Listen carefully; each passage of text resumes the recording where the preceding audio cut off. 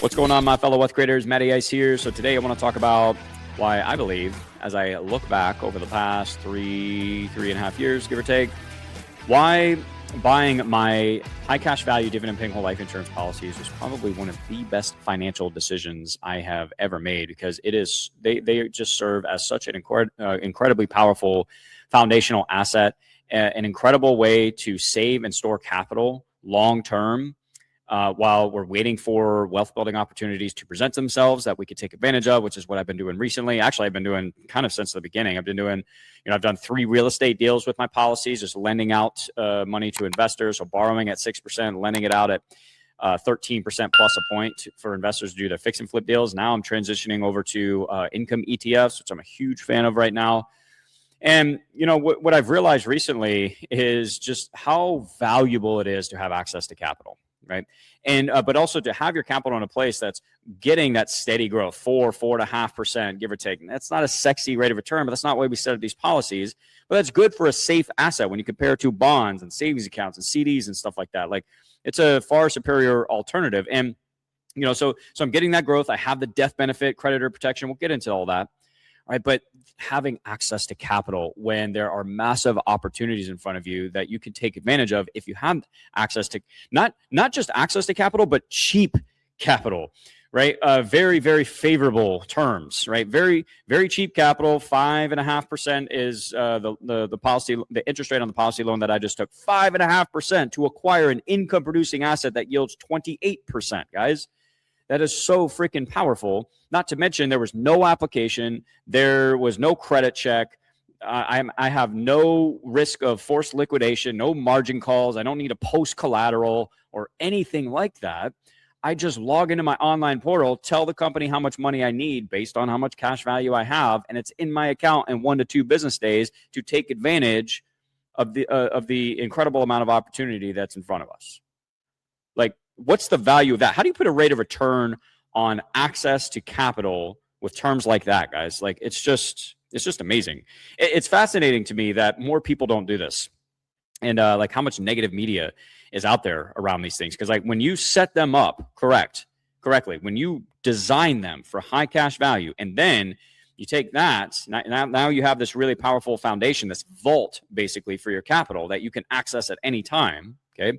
And you combine that with a strategic wealth building game plan. You identify what your investor DNA is, what you want, putting your money into things like that like and understand. What are those things? But now you're able to implement this concept of velocity, like have velocity of money in your life, where your dollars are doing multiple jobs for you, right? Your asset stacking, you're building wealth in multiple places at once. Like, that can only accelerate the wealth building process for us, guys, and help us reach our financial goals that much faster. So anyways, I want to break down why I think like setting up these policies was one of the best decisions I ever made. It's not for the returns. I'm not trying to get massive rates of return in whole life insurance, but I'm not just keeping my money in the policies and not doing anything with them, because there could be an argument that if you're going to do that, then there's probably better things that you could put your money in. Maybe. Again, it all depends on your own individual situation. But I specifically put my money into these policies because they are a safe place to save and store capital that's going to compound for the rest of my life. My first policy is around like 4.5% right now. My second policy is between like 3.75 and 4%, give or take, right now. That's pretty good for a safe asset when you compare it to the proper when you compare it properly to bonds, CDs, savings accounts, money markets, etc. It's far superior. Like, these policies are far superior to those things. All right. So 4.5, maybe upwards of 5% tax-free compound growth over the life of the policy. I'll take that while I'm waiting for opportunities to present themselves. Brings me to the next point here: liquidity. Very quick access to extremely cheap and favorable capital to deploy strategically into income producing assets. Basically, that's controlled leverage, because we have control of how basically of the repayment terms. We're in control of that. The life insurance company does not dictate dictate repayment terms. It doesn't structure any type of repayment for the policy loan because it's collateralized by the cash value, right? So we're in control here. Like, what is the value? How do you put a rate of return on that? Right? Access to very cheap and favorable capital. And it's just a very efficient place to store this capital because we get so many benefits, right? And that brings me to the next slide here. Safe capital storage, right?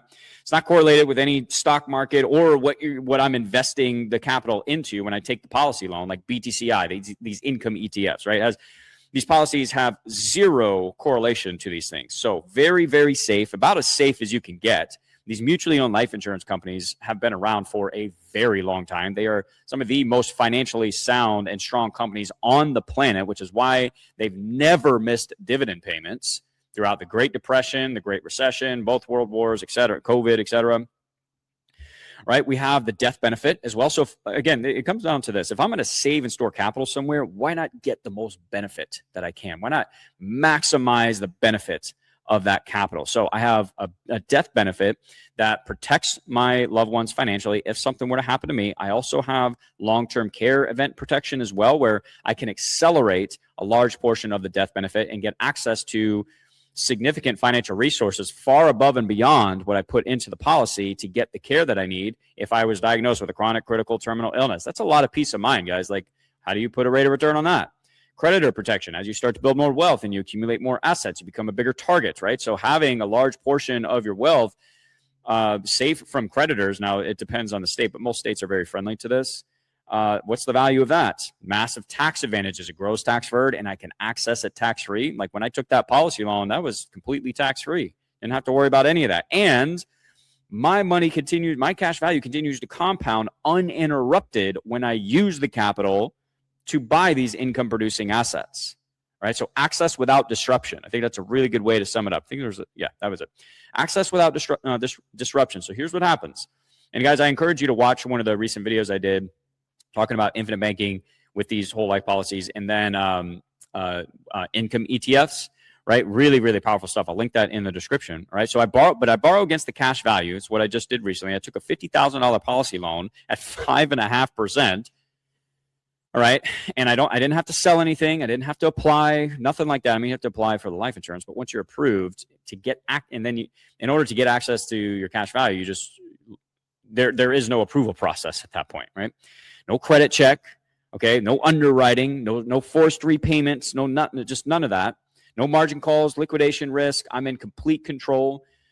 So basically what this does is, like, normally when you introduce debt and leverage into the wealth building process, whatever it is that you're doing, you're introducing more risk. Okay. More risk, more reward, et cetera. That's kind of the idea. However, if we can introduce debt and leverage in a very, very safe way where we are in control and we have extremely favorable terms, that significantly reduces the risk that we're taking when we're using this debt and leverage, right, to build wealth in multiple places at once. So here's where it gets powerful. So I borrow against the cash value. My cash value continues to compound uninterrupted because I didn't use my own money. I didn't have to liquidate assets. I didn't have to liquidate an account or anything. I'm borrowing the life insurance company's money. So my cash value continues to compound uninterrupted. Then when I take that cash value, or that policy loan, I put that into an income producing assets like BTCI or an income ETF, and then I reinvest those distributions. Now that asset is compounding. Now I have two assets that are compounding for me. And of course, it all comes down to what you use the policy loan for. All right, I've done other videos on that. But in this particular case, the income more than covers the cost of the loan. So think about when the bank pays us 1% on our savings accounts, and then they lend it back to us at 4 or 5%, right? That's a massive spread. Well, we're kind of doing the same thing here where, like on my previous policy loan, I borrowed at 5.5% to invest in an income producing asset that yields 28% right now. It's a BTCI. It's a Bitcoin covered call income ETF. That's insane. That's an insane spread right there, right? And can more than cover the cost of the loan. And now I have two assets that are growing for me, and the only cost to do that is 5.5% on a policy loan, which is covered by the asset that I just invested in. My gosh, guys, that's just, why don't more people do this? It's like a no-brainer to me. I mean, I guess it's not for everybody because not everybody is fiscally responsible or financially responsible. A lot of people spend more than they earn and can't save on a regular basis, and et cetera. Right? But for those that don't do any of that, that have their financial house in order, this can be a really powerful way. These policies can be fantastic for helping us to accelerate the wealth building process, build wealth in multiple places at once. Velocity of money, same dollar, multiple jobs is what we're doing here. Now, it's very important that we use this debt strategically, right? We don't want to put ourselves in a position where we could lapse the policy. So we, maybe we lose both what we invested the policy loan in, and then we lose our policy as well. We don't want to do that. Okay. We use debt strategically. All right. So when we take a policy loan, we're not, we're not using that to go on a shopping spree. If you're going to do that, then this is obviously not for you. We're not using our policies for lifestyle spending. That's not a good idea. We're not using it to speculate in things that we don't know, like, and understand. So BTCI, very volatile asset, but I'm a Bitcoiner. I've loved Bitcoin for a very long time. I think it's going to do really well. I understand the income ETF, how the covered call strategy works. I'm not randomly speculating on something, just throwing my money at it because it has a high yield. I understand why it has a high yield. I understand there's going to be fluctuations, et cetera, right? I have a plan. So capital deployed into cash flow generating, I love this, conviction-based opportunities. Long-term conviction in what we're deploying the capital into. That is key so that we don't panic sell or get rug pulled on something that we don't understand.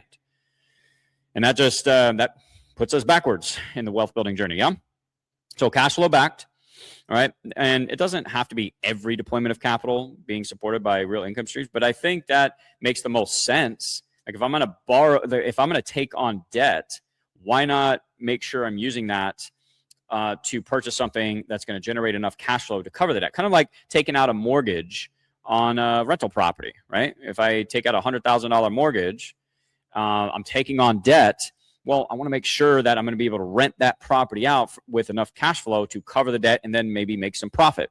This is literally the same exact thing, just a different asset class with these income ETFs, right? So in the end, for me, these policies are extremely powerful foundational assets. I consider these like my vault. All right, this is the foundation, the vault where I save and store capital long term. I get the maximum amount of benefits for that capital storage while I store capital, while I wait for opportunities to present themselves, and then I tap into the cash value to take advantage of those opportunities. So we have stability.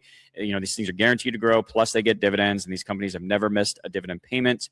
All right, so that wealth is going to compound regardless of whether we use the policy or not. We get access to the capital anytime without disrupting that compounding process. That's so freaking important. And of course, access to the capital is very easy. It's very cheap as well. Very tax efficient. Legacy protection, obviously, with life insurance, et cetera, opportunity capital. All right, but here's the key point, guys.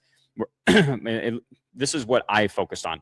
Build the vault first, and then we deploy the capital. Simple as that. I think that's a really good way to end this and summarize this. We're building the vault, and then as opportunities present themselves, we deploy that capital very strategically. So anyways, that's my 2 cents on that. I wanted to share this because I had this thought about it the other day as I was deploying capital, and I'm looking at my portfolio and just like how much cash flow is coming in, and it's like more than covers the debt service, and like it's just seeing it all work in action. It's one thing to hear it, from other people, but when you actually see it see it live in action in your life, it is so freaking cool. It's so freaking powerful, guys. It's just awesome. So anyways, I hope that helps. Would love to hear your feedback. Drop some comments down below. If you want to learn more about this, I have plenty of free training and resources in the description. Got a free Infinite Banking Masterclass. I have an entire cash value whole life insurance mastery course that I just came out with as well. Make sure you check that out. Basically, there's plenty of information for you guys to get and go through to determine if this is something that is a good fit for you. Right? So take advantage of that. Hope you guys are crushing it. I'll talk to you in the next one. To your success. Matty Ice is out.